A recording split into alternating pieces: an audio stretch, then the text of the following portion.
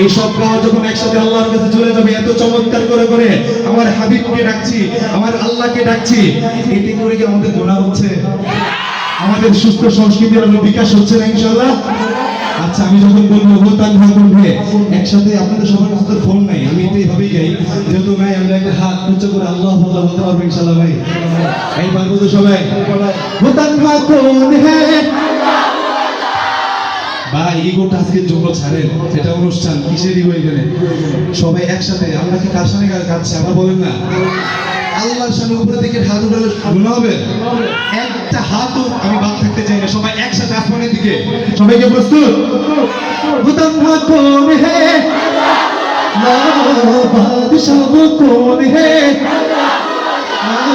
মেহের বাবা কোন হে, अल्लाह के उच्च शान है, अल्लाह अल्लाह सब दिलों का जान है, अल्लाह अल्लाह मेरे बाप कौन है, अल्लाह अल्लाह रब्बी जल्लल्लाह, अल्लाह अल्लाह रब्बी गैरुल्लाह, अल्लाह अल्लाह रब्बी जल्लल्लाह, अल्लाह अल्लाह रब्बी गैरुल्लाह, अल्लाह अल्लाह या रब्बल आलामीन।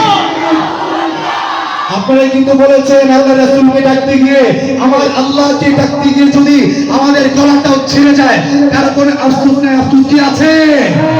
আবার শুনতে চাই, ইয়া রাব্বাল আলামিন সাল্লি আলা তাহাল আমিন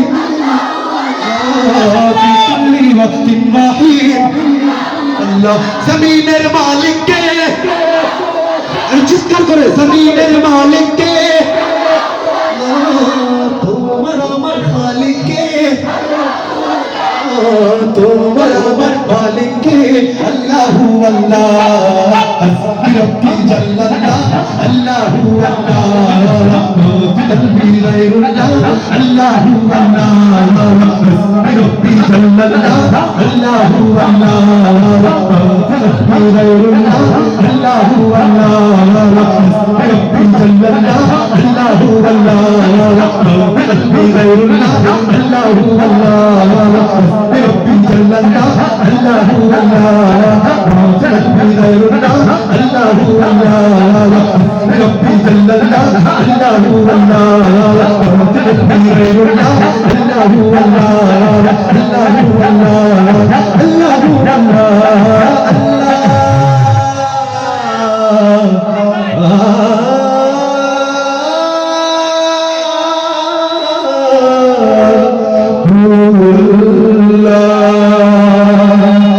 চিৎকার